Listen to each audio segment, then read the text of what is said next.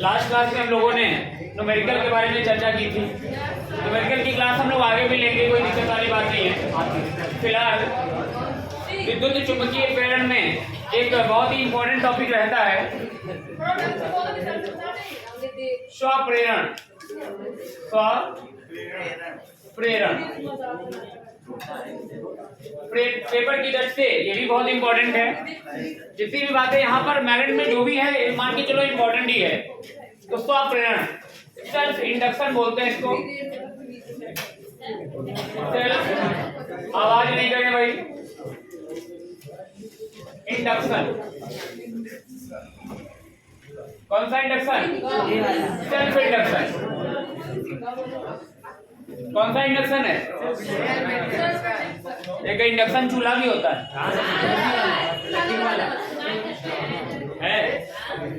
यही सिद्धांत उसमें भी लगे होते हैं। तो सेल्फ इंडक्शन क्या है?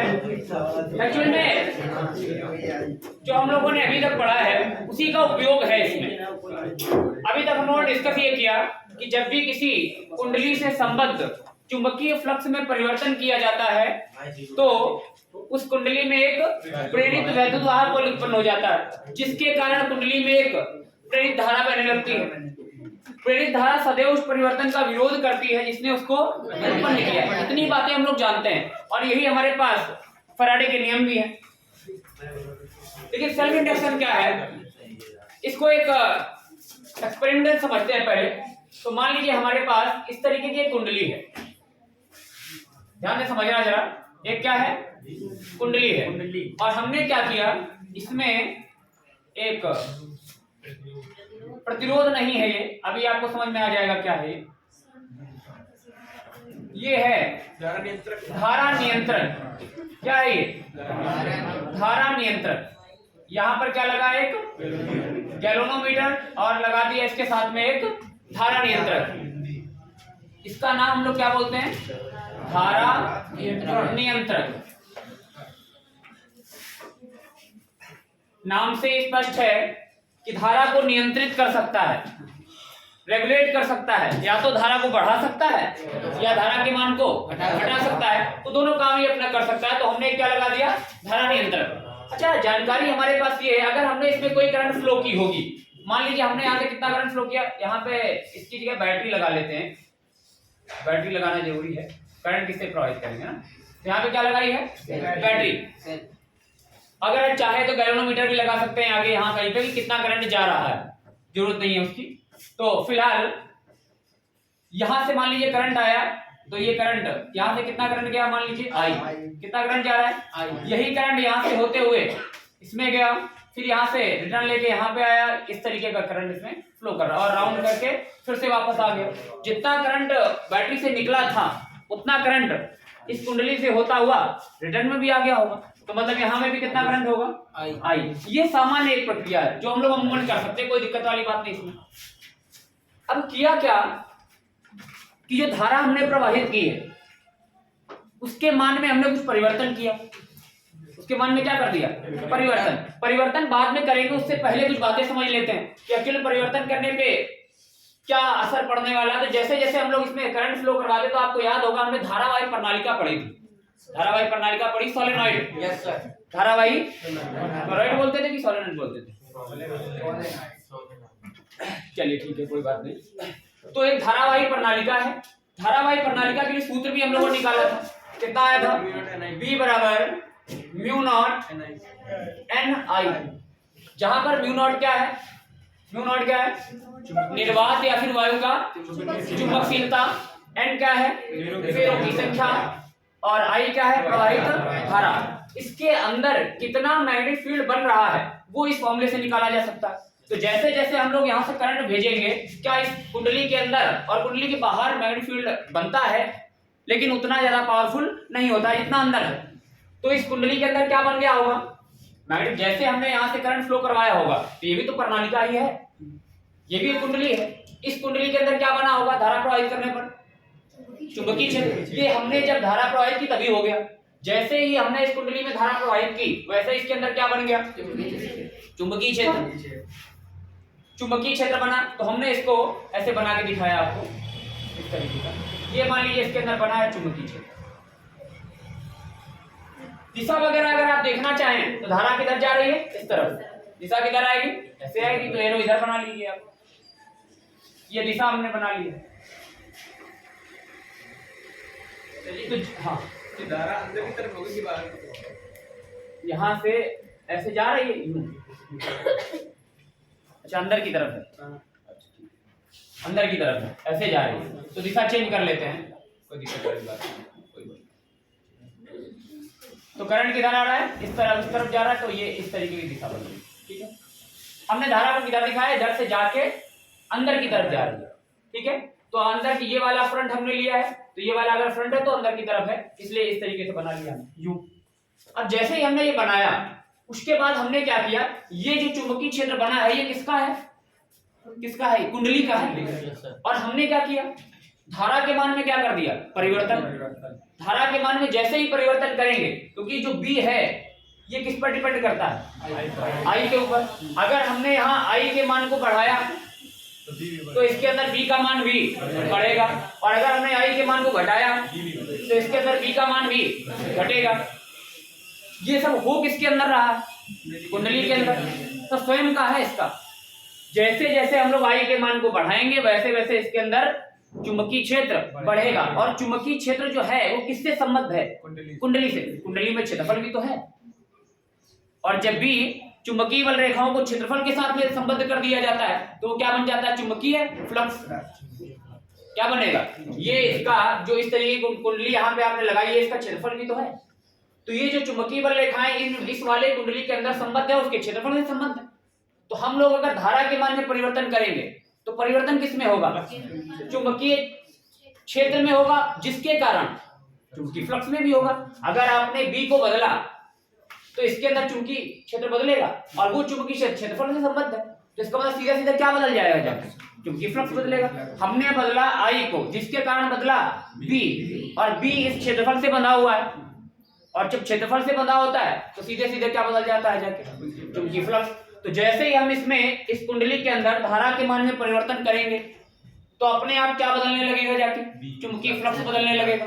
और चुंबकीय फ्लक्स में अगर परिवर्तन होगा तो फैराडे कहते हैं क्या आएगा, वैद्युत बल आएगा, धारा आएगी, और वो धारा सदैव उस परिवर्तन का विरोध करेगी जिससे वह उत्पन्न। हमने फिर से समझ लीजिए इसको, हमने क्या बदला, इस कुंडली में बहने वाली धारा, जिसके कारण क्या बदल गया, इस कुंडली से संबद्ध चुंबकीय क्षेत्र, और चुंबकीय क्षेत्र क्षेत्रफल से बंधा हुआ है, इसलिए उसको फ्लक्स भी बोला जा सकता है। तो हम बदलेंगे धारा को, लेकिन बदल क्या जाएगा, फ्लक्स। अब फ्लक्स बोला करेंगे, हम बदलेंगे किसको, धारा को, बदल क्या जाएगा, फ्लक्स। और फ्लक्स में अगर परिवर्तन होगा तो क्या आएगा, वैद्युत वाहक। तो इसका नाम फिर सेल्फ इंडक्शन क्यों रख दिया भाई, सेल्फ इंडक्शन इसलिए रख दिया क्योंकि ये जो कुछ भी हो रहा है इस कुंडली के स्वयं का है, सब, कोई बाहर से हमने कुछ नहीं किया। इसी की धारा बदलते हैं, धारा किसकी बदलते हैं, इसी की। फ्लक्स किसका बदलते हैं, इसी का। धारा किसमें बदलाव होता है, इसी कुंडली में। फ्लक्स किसका बदला जाता है, इसी कुंडली का। और जो प्रेरित वैद्युत वाहक बल आएगा वो भी किसमें आएगा, इसी कुंडली में आएगा। जब सब कुछ इसी में होगा तो नाम क्या रखा जाएगा, स्वप्रेरण। प्रेरणा इसको किससे मिली है, स्वयं से मिली, सब कुछ इसका स्वयं का है। तो ऐसी स्थिति में हम लोग क्या नाम रखेंगे, स्वप्रेरण। अगर किसी कुंडली से संबद्ध चुंबकीय फ्लक्स में परिवर्तन किया जाएगा तो वैद्युत वाहक बल आएगा ही आएगा। अब वो आपने परिवर्तन क्या करके किया ये आप पर निर्भर है। यहाँ दिमाग क्या लगाया गया कि हमको पता चल गया कि यार कुंडली में अगर धारा प्रवाहित करेंगे तो इसके अंदर मैग्नेटिक फील्ड बनेगा ही बनेगा, और मैग्नेटिक फील्ड बनेगा, मैग्नेटिक फील्ड जो है B बराबर म्यू नॉट N I पर डिपेंड करता है। I के मान को जैसे ही हमने बदला तो तुरंत इसके अंदर का क्या बदल गया, फ्लक्स बदल गया। फ्लक्स में परिवर्तन हुआ तो इसके अंदर क्या आ जाएगा, वैद्युत वाहक बल आ जाएगा। वैद्युत वाहक बल, यही घटना क्या कहलाती है, स्वप्रेरण कहलाती है। कुंडली में प्रवाहित धारा के मान में परिवर्तन करने पर फ्लक्स के मान में परिवर्तन होता है, जिसके कारण उसी कुंडली में एक प्रेरित वैद्युत वाहक बल उत्पन्न हो जाता है जो सदैव उस परिवर्तन का विरोध करता है जिसने उसको उत्पन्न। ये नियम अभी भी चलता रहेगा, लेंज जो है वो हमेशा वैलिड है। हमने इस बार लेकिन बदलाव किसमें करेंगे, धारा में। धारा के मान के दो कंडीशन लगा सकते हैं। पहला कंडीशन ये है कि धारा के मान को बढ़ाया जा सकता है, बढ़ाया भी जा सकता है। अगर धारा के मान को बढ़ाएंगे तो इसके अंदर जो फ्लक्स है उसके मान में बढ़ोतरी होगी, फ्लक्स बढ़ेगा। पहले फ्लक्स कम रहा होगा, जैसे ही हमने धारा के मान को बढ़ाएंगे फ्लक्स तुरंत क्या हो जाएगा, बढ़ जाएगा। 100 था 120 हो गया मान लो, लेकिन परिवर्तन तो हुआ। अब वो बढ़ने पे परिवर्तन हुआ है या घटने पे परिवर्तन हुआ है, इस बात से हमें कोई लेना देना नहीं, हमें केवल वैद्युत वाहक बल लाना। तो हमने पहली कंडीशन क्या ली है, धारा के मान को बढ़ा सकते हैं। धारा के मान को अगर हम बढ़ाते हैं, यहाँ पर भी वही कंडीशन लगी है, अगर धारा के मान को बढ़ाएंगे तो बी का मान भी बढ़ेगा, और बी का मान बढ़ेगा तो फ्लक्स भी बढ़ेगा, मतलब फाई का मान भी बढ़ेगा, फाई भी बढ़ेगा। प्रारंभिक अवस्था में फाई ना होगा तो द्वितीयक अवस्था में कुछ और बढ़ के हो गया होगा। तो ये हमारे पास प्रारंभिक अवस्था में मान लीजिए फाई है, करंट का अगर बढ़ाएंगे तो बी का मान बढ़ेगा, जिसके कारण क्षेत्रफल नहीं चेंज कर रहा है, क्योंकि कुंडली जो आपने एक बार ले ली तो ले ली, उसमें कोई चेंज हो नहीं सकता। इस घटना को हम लोग क्या बोलते हैं, स्वप्रेरण। किसी कुंडली में प्रवाहित धारा के मान में परिवर्तन करने पर उस कुंडली में फ्लक्स के मान में या चुंबकीय क्षेत्र के मान में परिवर्तन होने लगता है, जिसके कारण उसी कुंडली में एक प्रेरित विद्युत वाहक बल उत्पन्न हो जाता है, और वह प्रेरित विद्युत वाहक बल सदैव उस परिवर्तन का विरोध करता है जिसके कारण वह स्वयं उत्पन्न हुआ है। इस घटना को हम लोग बोलते हैं स्वप्रेरण। एक ही कुंडली में सब कुछ हो रहा है तो क्या बोलेंगे, स्वप्रेरण। ये घटना कहलाती है स्वप्रेरण। ध्यान रखिएगा, बहुत इंपॉर्टेंट घटना है। इस पर डिपेंड बहुत सारी डिवाइसेस बनने वाली है। एक और इसके बाद आएगा जिसको हम लोग बोलते हैं अन्योन प्रेरण, वो भी बड़ा इंपॉर्टेंट है। स्वप्रेरण और अन्योन प्रेरण में केवल एक छोटा सा अंतर है। यहाँ पर क्या हो रहा है, एक ही कुंडली में सारे काम हो रहे हैं, वहां पर क्या होगा, एक कुंडली में परिवर्तन करेंगे और वो परिवर्तन किसी दूसरे में नजर आएगा। हम लोग बदलेंगे किसको, इनको, और दर्द किसको होगा, किसी दूसरे को, है ना, दर्द होगा। तो ये घटना को क्या बोलेंगे हम लोग, स्वप्रेरण। एक मिनट रुक जाइए। तो यहाँ पर ये कंडीशन है। अच्छा एक बात बताओ, एक छोटी सी बात यहाँ समझा देते हैं आपको। जो यहाँ पे धारा आएगी उसकी दिशा क्या होगी, धारा की दिशा क्या होगी। हमने क्या किया है, अब जरा ध्यान समझना इस चीज को। अब हम लोग वो कॉन्सेप्ट नहीं लगाएंगे, वो कॉन्सेप्ट लगाना लगेगा वही एक्चुअल में, लेकिन हम लोग थोड़ा सा अपडेट कर लेंगे उसको। सदैव उस परिवर्तन का विरोध होगा जिसके कारण स्वयं उत्पन्न। जो प्रेरित वैद्युत वाहक बल आएगा या जो प्रेरित धारा आएगी किसके कारण आएगी, क्योंकि आपने किसको बदला, चुंबकीय फ्लक्स को बदला, लेकिन वो चुंबकीय फ्लक्स किसकी वजह से बदला, धारा की वजह से। तो हम सीधे किसको पकड़ेंगे, जहां से शुरुआत हुई है। आपने शुरुआत किसको की, धारा को बढ़ा के आपने धारा बढ़ाई, जिसके कारण चुंबकीय क्षेत्र बढ़ा, जिसके कारण फाई बढ़ा। तो हम सीधे किसको पकड़ेंगे, धारा को। तुम काहे बढ़े, तो हमने सीधे इनको पकड़ा। परिवर्तन कौन कर रहा है, धारा, तो हम इनको पकड़ के काम कर ले। सदैव उस परिवर्तन का विरोध, धारा के मान को हम बढ़ा रहे हैं, तो जो नई धारा आएगी वो क्या कहेगी, तुमने बढ़ाई धारा, हम इतना आ जाएंगे कि जो आपने बढ़ाई है वो हम कम कर देंगे। जितनी आपने बढ़ा, अपने धारा के मान को 1 एम्पियर से 2 एम्पियर किया, तो जो नई धारा आएगी वो क्या कहेगी, हम 1 ही रहने देंगे। इसलिए वो क्या करेगी, 1 एम्पियर अपोजिट बना देंगे। 1 एम्पियर क्या कर देंगे, अपोजिट। तो हमने धारा के मान को बढ़ाया है और किस दिशा में, इधर जाते हुए बढ़ाया, इधर जा रही धारा करंट यूं। तो जो नई धारा आएगी वो प्रेरित धारा वो अपोजिट बना देंगे। इसका नाम क्या है, प्रेरित धारा।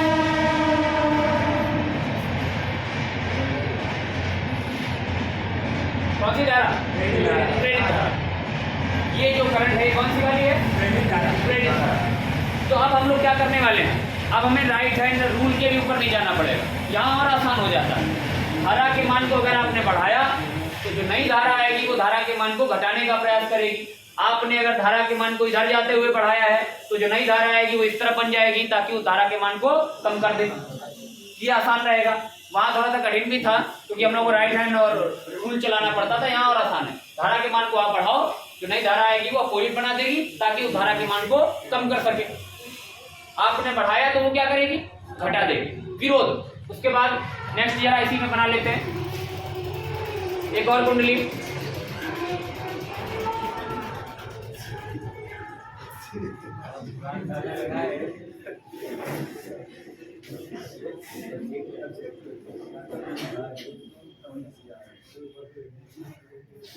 ठीक है, ये हमारा जानते हैं अब क्या है। इस बार क्या हुआ, हमने आई और ये करंट जा रहा है इस तरीके से, यहां से लौट के आ जाएगा। ओके, इस तरीके का सीन है। और इस बार हमने क्या किया, धारा के मान को घटाया है। अगर धारा के मान को आपने घटाया तो बी भी घटेगा, चुंबकीय क्षेत्र घटेगा। इस फॉर्मूले से एक म्यू नॉट एन आई से आई का मान घटेगा तो बी का मान घटेगा, और बी का मान घटेगा तो फाई का मान घटेगा। फाई में भी डाउनवर्ड लगा लीजिए। और अगर ऐसी स्थितियां हैं आप धारा के मान को बढ़ा रहे हैं तो जो नई धारा आएगी जिसको हम लोग प्रेरित धारा बोलते हैं, वो क्या कहेगी कि आप अगर धारा के मान को बढ़ाते हैं तो हम उसी का तो विरोध करते हैं। जो आप करोगे हम उसके हमेशा अपोजिट रहेंगे, हम उसके खिलाफ रहेंगे। आपने धारा के मान को घटाया तो वो क्या कहेगी, बढ़ा देंगे। आपने किधर घटाया, इधर जा रही है, और आपने उसको घटा दिया, कम हो गई, तो अब की बार क्या करेगी, इधर आएगी या इधर आएगी। अरे आप घटा रहे हो तो सपोर्ट कर देगी, क्या तुमको घटाया जा रहा है, हम हैं, हम तुम्हारा सपोर्ट कर देते हैं। वो किसका विरोध करती है, इनका विरोध नहीं करती है, जो बाहर के लोग कर रहे हैं। तुमने धारा को मान बढ़ाया तो अच्छा, तुम घटा रहे हो हम बढ़ाएंगे, तो उसका इस बार की बार क्या करेगी, ये सपोर्ट करेगी, प्रेरित। अरे भाई सपोर्ट कोई कैसे कर सकता है, आप घटा रहे हैं, इसका मान पहले 1 एम्पियर हुआ करता था, मान लो 4 एम्पियर था, 4 एम्पियर से आपने 3 एम्पियर कर दिया, तो 4 करने के लिए उसका उसी दिशा में धारा भेजना पड़ेगा ना उसको, तभी तो 4 हो पाएगी। तो उसने क्या कर दिया, इस बार 3 आपने किया, उसने 1 एम्पियर अपना दे दिया, तो कितना हो गया, 4 एम्पियर हो गया। तो इस बार क्या कर देगी, सपोर्ट कर। यहाँ दिशा निकालना थोड़ा आसान है, आप घटाएंगे वो बढ़ाएगी, आप बढ़ाएंगे वो घटाएगी, वो तो जानते ही। ठीक है, तो फिर इसको बना लीजिए, फिर कुछ लिखवा देते हैं। बना लो, बनाना ज्यादा अच्छा है, ज्यादा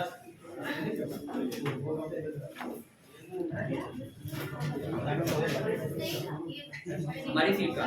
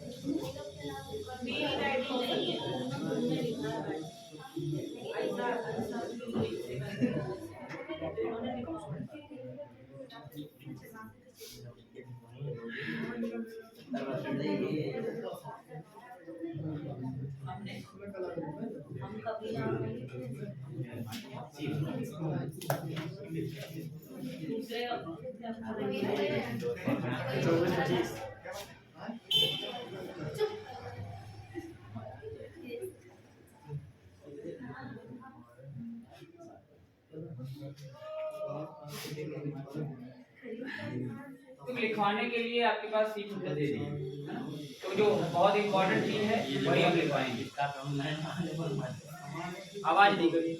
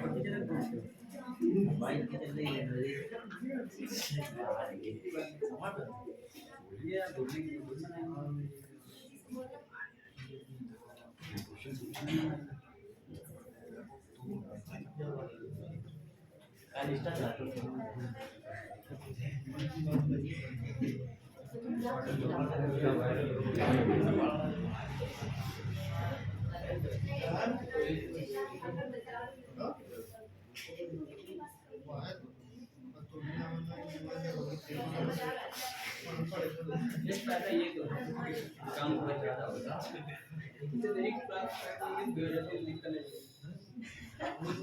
फायदा सर जी हम लोगों को क्या है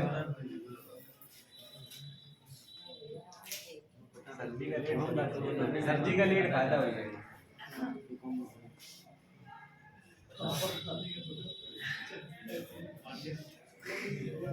अभी आप ताजा ताजा देख रहे हैं, लाइव चल रहा है तो कोई दिक्कत वाली बात नहीं है। जब आप 2-4 दिन बीत जाएंगे तो आप कोई चीजें मिस करेंगे, थोड़ी सी मिस हो जाएगी, तब आपको फायदा होगा।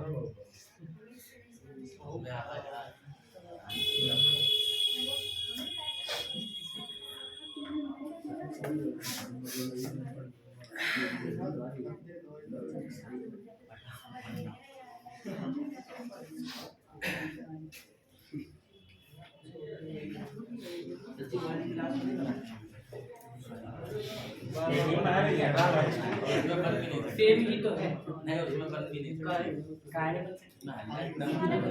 ज्यादा शक्ति रहती है। चलिए आभार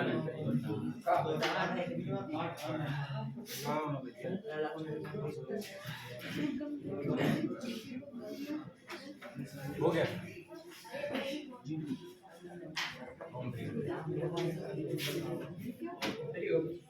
ओके, नोट कर लिए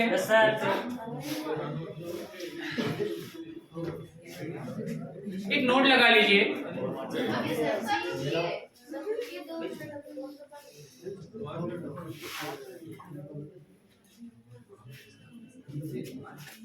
बोलो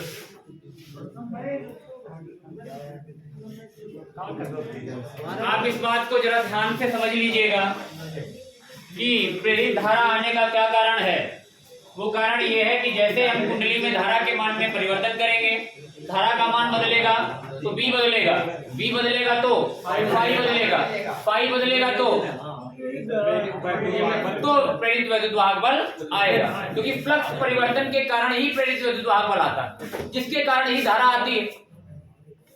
तो आपको ये ध्यान रखना। और ये सारा काम एक ही कुंडली में हो रहा है, उसी का आई बदलता है, उसी का बी बदलता है, उसी का फाई बदलता है, और उसी में धारा आती, उसी में धारा आती। और जब सारा काम उसी में हो तो नाम क्या रखा जाएगा?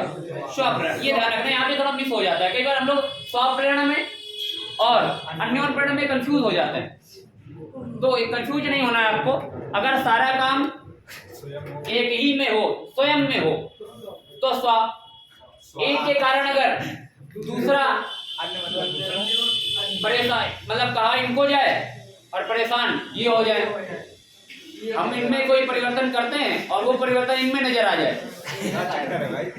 तो वो अन्योन है। मतलब आप ऐसे समझो अननोन है। अननोन को क्या समझो तुम? अननोन है।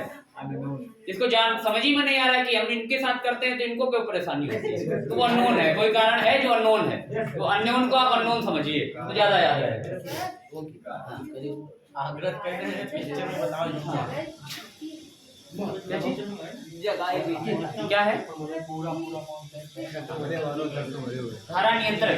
धारा नियंत्रक एक जो होता है वो यंत्र होता है, एक डिवाइस है जिसकी सहायता जैसे रेगुलेटर होता है, हम लोग पंखे में नहीं चलाते तो कम ज्यादा कर लेते हैं, तो ऐसे ही एक नियंत्रण का काम करता है। जैसे धारा कभी अगर कम करना है तो इसमें अपना लगा हुआ है लिबरी टाइप की, उसको घुमाया, धारा की जितना चाहे एडजस्ट कर लिया। रेगुलेटर टाइप का है, रेगुलेट कर सकते, जैसे इसमें लगा हुआ है, पंखे में नहीं लगा होता है कम ज्यादा करने वाला, वैसे ही ये जो होता है धारा को नियंत्रित करने वाला एक यंत्र है, जो धारा के मान को आप जब चाहे बढ़ा लें और जब चाहें अपने हिसाब से एडजस्ट कर लें। अगर इसको नहीं लगाया होता तो हम लोग धारा के मान को घटाते बढ़ाते कैसे, इस वजह से इसको लगा रहे हैं। भाई पीछे आवाज नहीं करें, ठीक है? तो ये इसका कार्यक्रम था। एक नोट लगा लीजिए, नोट लगाइए। यदि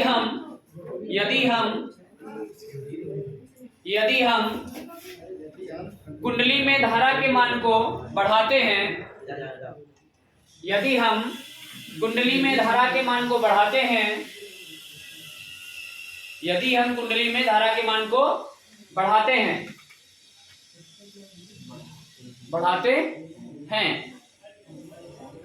तो प्रेरित धारा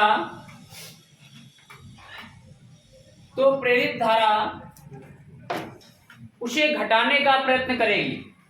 तो प्रेरित धारा उसे घटाने का प्रयत्न करेगी।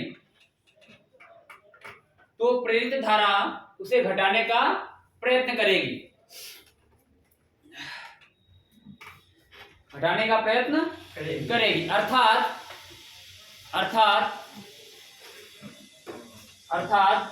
प्रवाहित धारा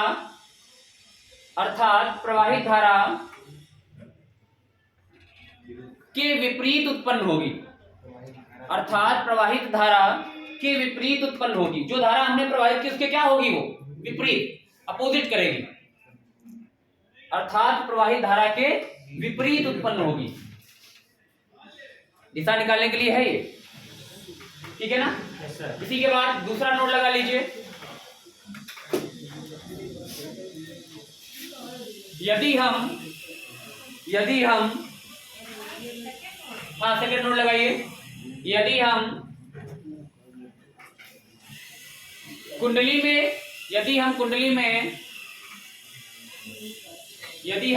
में धारा के मान को घटाएंगे,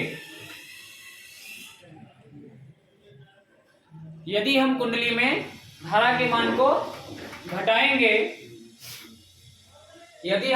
धारा के मान को घटाएंगे, तो प्रेरित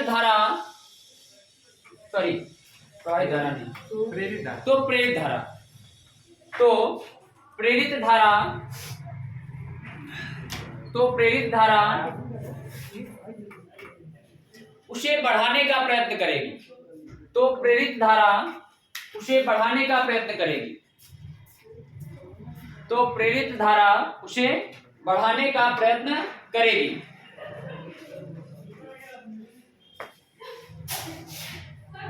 बढ़ाने का प्रयत्न करेगी। अर्थात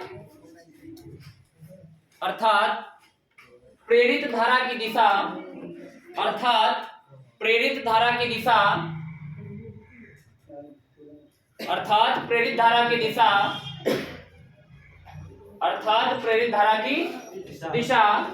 प्रवाहित धारा की दिशा में ही होगी। अर्थात प्रेरित धारा की दिशा प्रवाहित धारा की दिशा में ही होगी। अर्थात प्रेरित धारा की दिशा प्रवाहित धारा की दिशा में ही होगी।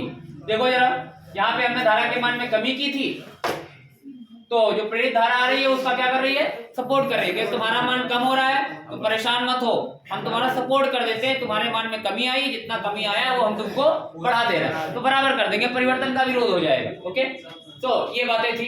इसके बाद नेक्स्ट आप डाल लीजिए स्वप्रेरण गुणांक। इंपॉर्टेंट चीज है, यहां से न्यूमेरिकल का क्वेश्चन बनता है। स्वप्रेरण गुणांक। स्वप्रेरण गुणांक। स्वप्रेरण गुणांक।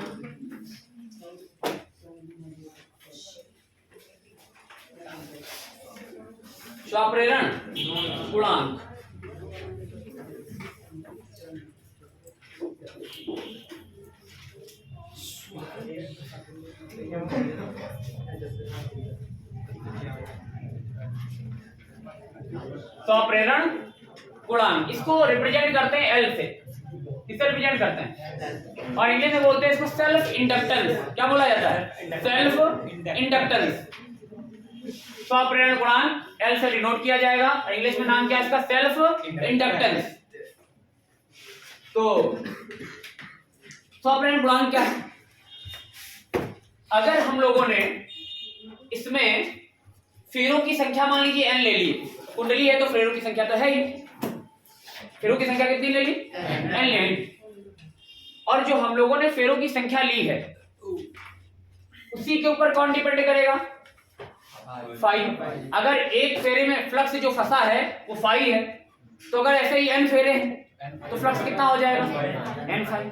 होगा कि नहीं होगा? n5। और जैसे जैसे हम लोग धारा के मान में परिवर्तन करेंगे वैसे वैसे फ्लक्स के मान में भी परिवर्तन। वो एक फेरे में नहीं होगा, वो तो सारे फेरों में होगा। किसमें होगा? हमारे पास जो मूल कारण है यहाँ पर वैद्युत वाहक बल आने का, वो कौन है? धारा के मान में परिवर्तन। धारा के मान में परिवर्तन हो रहा है, इसलिए सारा काम हो रहा है। तो मान लीजिए एक फेरे में फ्लक्स, एक फेरे में फ्लक्स कितना है इधर? Capital five. एक फेरे में फ्लक्स कितना है? 5। एक फेरे में अगर फ्लक्स 5 है और फेरों की संख्या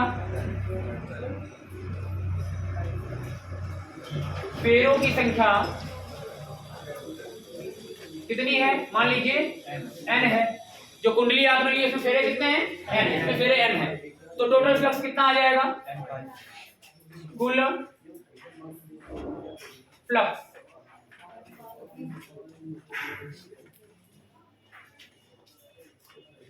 फ्लक्स कितना आ जाएगा भाई?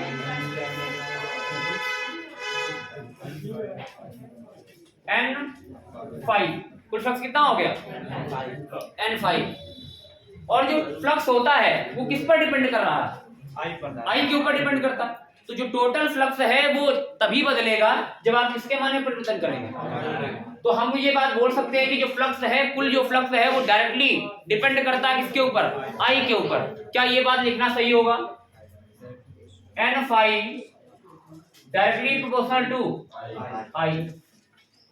फ्लक्स अनुक्रमानुपाती है किसके? आई के। फ्लक्स किसके अनुक्रमानुपाती है? आई के। इसका अर्थ ये होता है कि आई के मान में अगर आप बदलाव करते हैं तो फ्लक्स के मान में भी बदलाव आएगा ही आएगा।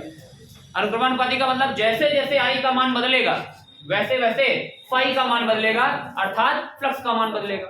बोलो भाई, ये बात लिखना सही होगा। आई के ऊपर ही डिपेंड कर रहा है पूरा।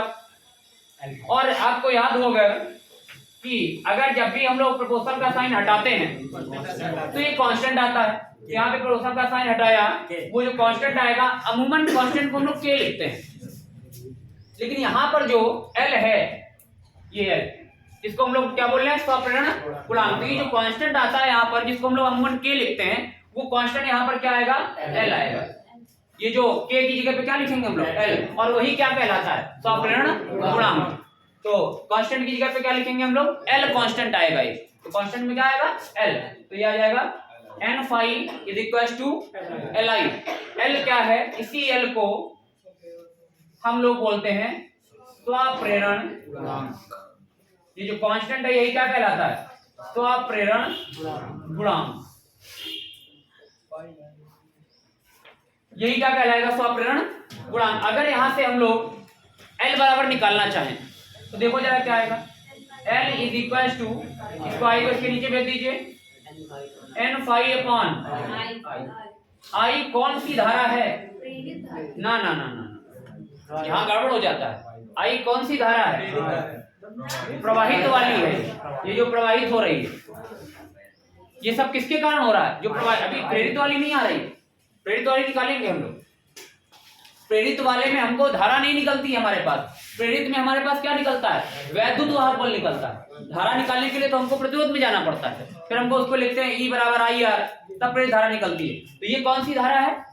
जो इसमें हमने प्रवाहित की थी, वो वाली धारा है, प्रेरित वाली नहीं। तो ये कौन सी धारा है? ये है स्वप्रेरण गुणांक। n क्या है? फेरों की संख्या। फाई क्या है? एक छल्ले में या एक फेरे में फ्लक्स कितना है? फाई। फेरों की संख्या n है तो n से मल्टीप्लाई करा दिया। और आई क्या है? प्रवाहित धारा है, जो हमने प्रेजेंट टाइम में किसी एक स्थिति में इसमें प्रवाहित की थी। यहाँ कितनी धारा प्रवाहित हो रही थी? आई। तो आई के लिए किसी एक कंडीशन के लिए ये कंडीशन बन सकती है प्रारंभिक अवस्था में। परिवर्तन की बात अभी भी नहीं की है, ठीक है। तो ये हमारे पास क्या आ जाएगा? L is equal to n phi upon I.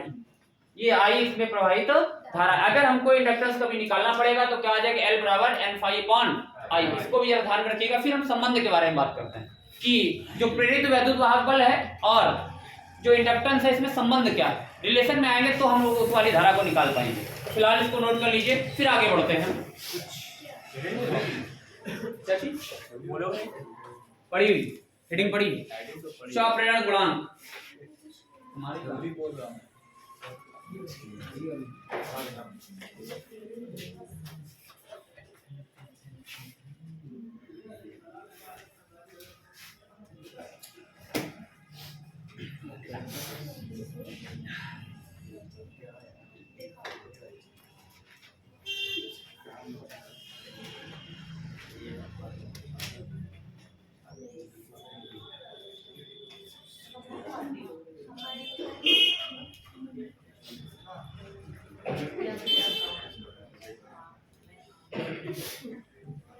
L is equal to n phi upon I।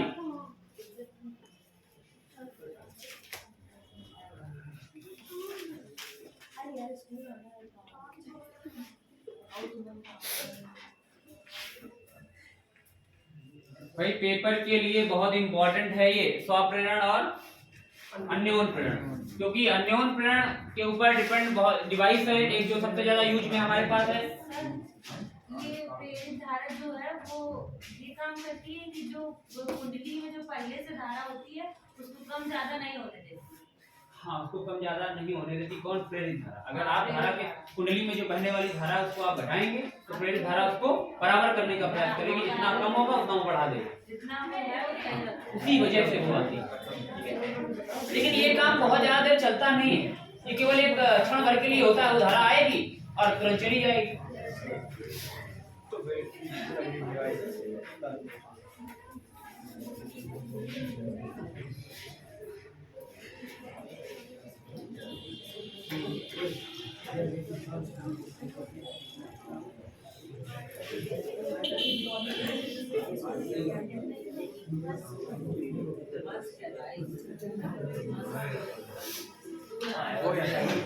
Note कर लिए भाई? ओके, नेक्स्ट आप हेडिंग डाल लीजिए। बोलो सर। प्रेरित वैद्युत वाहक बल, प्रेरित वैद्युत वाहक बल, प्रेरित वैद्युत वाहक बल, प्रेरित वैद्युत वाहक बल तथा प्रेरित वैद्युत वाहक बल तथा स्वप्रेरण गुणांक में संबंध। प्रेरित वैद्युत वाहक बल तथा स्वप्रेरण गुणांक में संबंध। प्रेरित वैद्युत वाहक बल तथा स्वप्रेरण गुणांक में संबंध।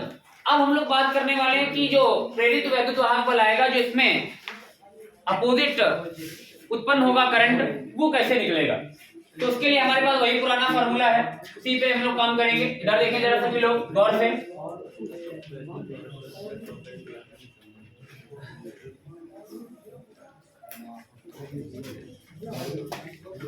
प्रेरित वैद्युत वाहक बल निकालने के लिए हमारे पास क्या फॉर्मूला है? बोलो भाई।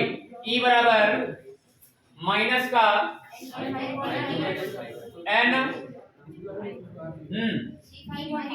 D phi. चलो डी चला लेते हैं, डेल्टा भी चला सकते हैं, कोई दिक्कत वाली बात नहीं है।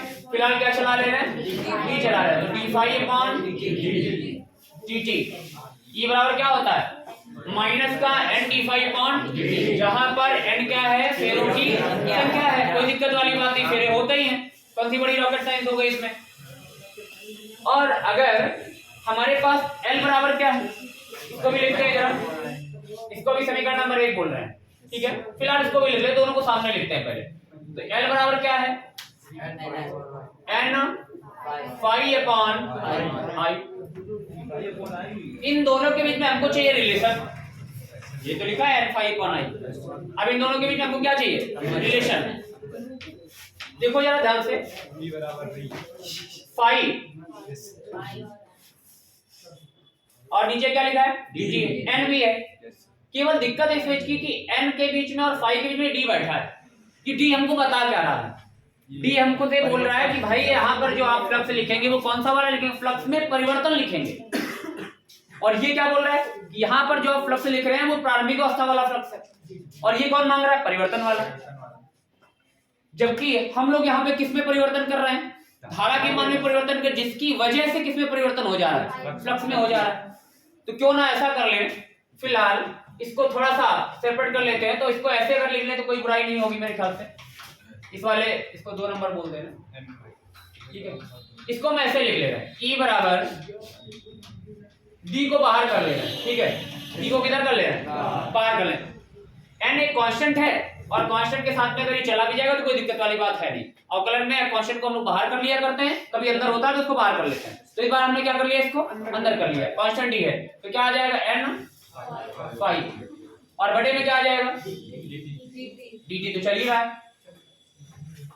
इतने को क्या लिखा जा सकता है? इसको क्या लिख सकते हैं? समीकरण 2 से अगर देखें तो ये किसके बराबर, इसको अगर क्रॉस मल्टीप्लाई करा दिया जाए तो ni बराबर क्या आ जाएगा, li। लिख सकते हैं, यहाँ पे लिख दे रहे हैं। n फाई को लिखा जा सकता है l इंटू आई, लिख दें, कोई दिक्कत वाली बात नहीं है, लिख दीजिए जरा। ये माइनस कहाँ छूट गया भाई, e बराबर माइनस का d और n फाई की जगह क्या लिख दीजिए आप, li। बटे में क्या आ जाएगा, dt तो चल ही रहा है, बटे में क्या आ जाएगा, l क्या है, कांस्टेंट ही तो है। कांस्टेंट को फिर से बाहर बोलो, भेज दो बाहर इसको, तो कांस्टेंट को फिर से हम बाहर भेज दे रहे हैं। जिस प्रकार से n को कांस्टेंट को अंदर लिया था, उसी प्रकार से l कांस्टेंट को कहां भेज दीजिए, बाहर भेज दीजिए। तो e बराबर क्या आ गया, माइनस का l D I upon dt, बोलो भाई क्या आ गया, e बराबर l D I upon dt। आप देखो जरा, आप ध्यान से, प्रेरित वैद्युत वाहक बल धारा में परिवर्तन की दर के बराबर हो रहा है, केवल L का क्या हो रहा है, मल्टीप्लाई। इंडक्टेंस जो है उसका मल्टीप्लाई ले लीजिए, और किस पे डिपेंड कर रहा है, देखो सीधे सीधे धारा में परिवर्तन की दर। वहां क्या होता था, फ्लक्स में परिवर्तन की दर। जब फैराडे ने नियम बताया तो क्या बोला था, फ्लक्स परिवर्तन की दर के बराबर होता है। यहाँ पर किसके बराबर हो रहा है, धारा में परिवर्तन की दर। वहां हम लोग केवल फ्लक्स बदलते थे तो फ्लक्स परिवर्तन की दर के बराबर, यहाँ क्या बदलना है, धारा, तो धारा परिवर्तन की दर आ रही है। तो जो फार्मूला वहां बन रहा था वही जस्ट फार्मूला यहाँ बन रहा है, वहां फ्लक्स परिवर्तन की दर, यहाँ धारा परिवर्तन की दर। इसको ज्यादा अच्छा होगा अगर ऐसे लिखा जाए।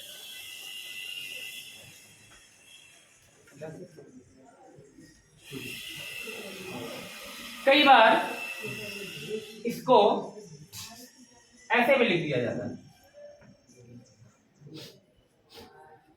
ये क्या लिखा हुआ है,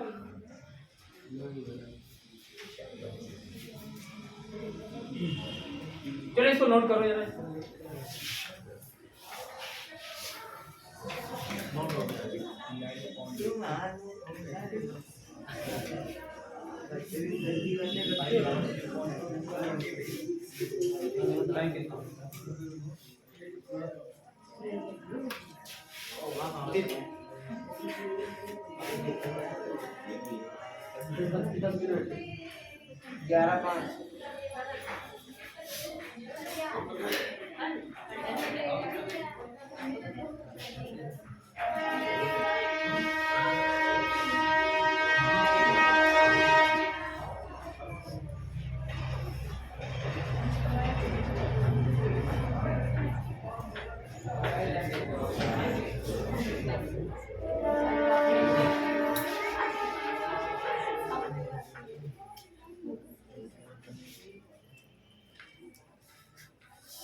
धारा में परिवर्तन की दर, धारा में परिवर्तन की दर।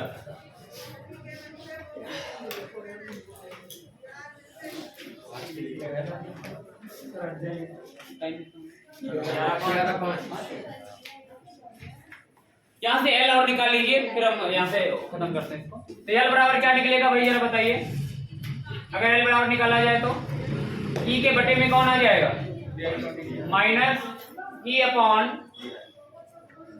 ये पूरा इसके बटे में आएगा, क्या आएगा, D I upon D T. अब कोई हमसे ये बात बोल सकता है कि भाई D I upon D T नीचे काहे लिख रहे हो आप, इसको डी टी को ऊपर काहे नहीं भेज देते हो, भेज सकते हैं आप, कोई दिक्कत नहीं। लेकिन सवाल जब न्यूमेरिकल आप लगा रहे होंगे तो ये फॉर्मूला ज्यादा फायदा करता है। फायदा इसलिए करता है क्योंकि सवाल न्यूमेरिकल में आपको D I upon D T का ही मान दे देते हैं। वो बोलेंगे आपसे कि धारा में परिवर्तन की दर इतनी है, और अगर आपने डी टी को ऊपर भेज दिया तो आप डायरेक्ट यहाँ पर उसका मान नहीं लगा पाएंगे, फिर आपको नीचे लाना पड़ेगा घुमा के, गलती होने के चांसेस रहेंगे। तो D I upon D T का यहाँ मल्टीप्लाई हो रहा था, सीधे इसके नीचे कहाँ जाएगा, डिवाइड में, तो क्या आ जाएगा, ई upon D I upon D T. ये फायदा करेगा न्यूमेरिकल में ज्यादा, इसलिए इसको ऐसा ही रहने दीजिए, बहुत ज्यादा बेटर है। L बराबर माइनस का E upon D I upon D T. इसका जो मात्रक होता है, मात्रक बताओ क्या आएगा, ऊपर है वोल्टेज और ये धारा का ऊपर dt का मल्टीप्लाई हो जाएगा, तो क्या आ जाएगा वोल्ट सेकंड बटे एम्पियर, आएगा कि नहीं आएगा?